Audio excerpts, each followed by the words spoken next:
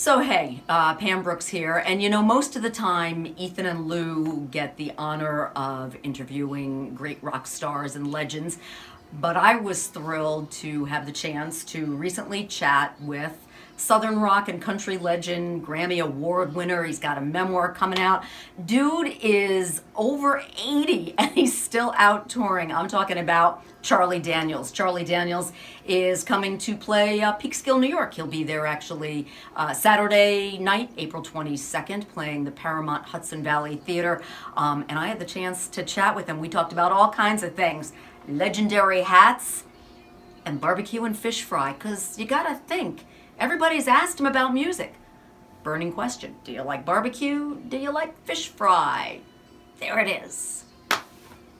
I am so excited to welcome to the phone with me legend, Southern rock legend, country legend, Charlie Daniels. How are you, sir? Ma'am, I'm doing just great, and I know you are too. I can tell it in your voice. Oh, I am. I am frankly blown away talking to you. And first of all, I-95 is thrilled to welcome you to the Paramount in Peekskill, New York, a great, great venue. The show Saturday, April 22nd. It's just a beautiful place to play. And although I got to think, I read like 100+ concert last year. You must be tired, man. Don't you want to just take a little break? No, that's comfortable for me. That's not overload at all. I used to do. Gosh, we did so many more back in many years ago. I could not do that anymore because I'm not as young as I used to be. But this is 100 dates a year is comfortable. Well, that's great. Well, actually, when you talk about touring and not doing that much anymore, what do you find is the biggest change in all of your years of touring now in 2016, 2000, or even in the last 10 years? What's been the biggest change? Oh gosh, of course. One of the big things, something that I would notice, wouldn't think about too much, is the highway system. Let's go back a little further than 10 years and say, back in when we first started getting really busy back in the 60s, the interstate system was nowhere close to being finished, and the roads have gotten a whole lot better. Transportation has gotten a whole lot better. I travel comfortably. We didn't have anything to do on a long bus ride, but maybe read. Nowadays, you got satellite TV and that's that true. Sort of thing. So yeah, it makes quite a bit of difference. That's a real blessing. Well, and when you talk about technology like satellite TV, what is the coolest innovation in music in the last couple of years or the last 20 years? Digital recordings. It has made things so much easier. There used to be back years ago, if you had to edit, you had to make. In other words, if you had 2 or 3 bars of music that you wanted to take out, you had to do it with a razor blade. Actually, literally, physically cut the tape. You cut it with a razor blade, and then nowadays you just. I don't know how to do it. I'm lost as you do. The engineer just touches a button and it's gone. And then also, it makes the availability of tracks. There was a time I started out years ago with actually on mono. We had one track, and we did what they call the overdubbing process. If we wanted to add music to what we had already done, we had to literally work with 2 tape recorders. You would record on one, and you would play it back, and then play along with it. So it's of course that was nowadays you're unlimited as far as tracks are concerned. You have as many tracks as you need to add as many instruments and as many parts as you need to add. Finding, if you had a place on a record, on a piece of tape you wanted to listen to, just one specific place, you had to roll the tape back and forth till you'd find it. And nowadays, there again, the engineer hits a button, you're home free. Yeah. Coming out, right? What is it titled? It's called Never Look at the Empty Seats. And I know that's kind of a weird title, so no, I'm going to explain it to you.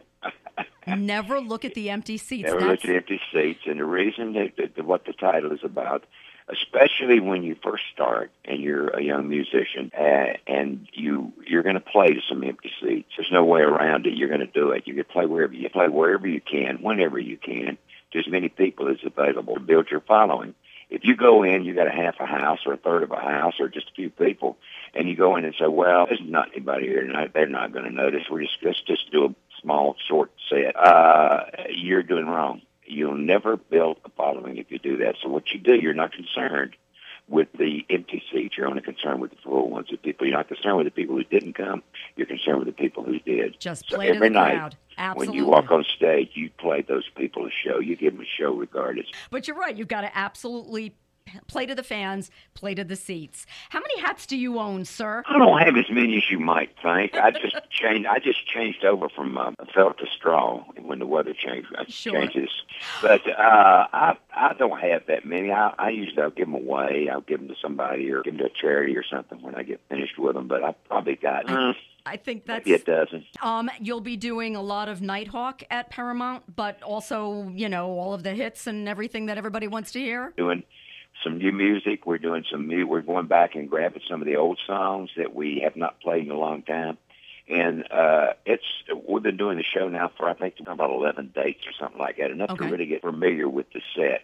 And it's just a fun set. It's a really good set, and we thoroughly enjoy playing it. Well, you are spectacular, and I don't think there's ever been a time, and I've seen you many times, I don't think there's ever been a time that you've done anything but play to the fans and play for yourself. You look like it's just so amazing for you every time. You just are joyous to watch. You really are. Believe me, it is. I thank God I can make a living doing something I enjoy so much. Isn't that the greatest? Charlie Daniels, barbecue or fish fry? Oh, don't take either one of those away from me, please. Okay. That's like asking, if you had a bunch of kids, who's your favorite child? I mean, what's life without barbecue and fried fish, All right. Well, then I'm coming to eat with you, sir. I am absolutely. Come on down. Thank you, honey. We'll fry you up some catfish. Oh, yum. I love catfish. No, everybody else turns their nose up. I love it. That and bluefish. So thank you for taking the time with me today, Charlie. Thank you, dear. It's my pleasure. Enjoy talking to you, darling. God bless. Thank you. Same to you. All right. Bye-bye.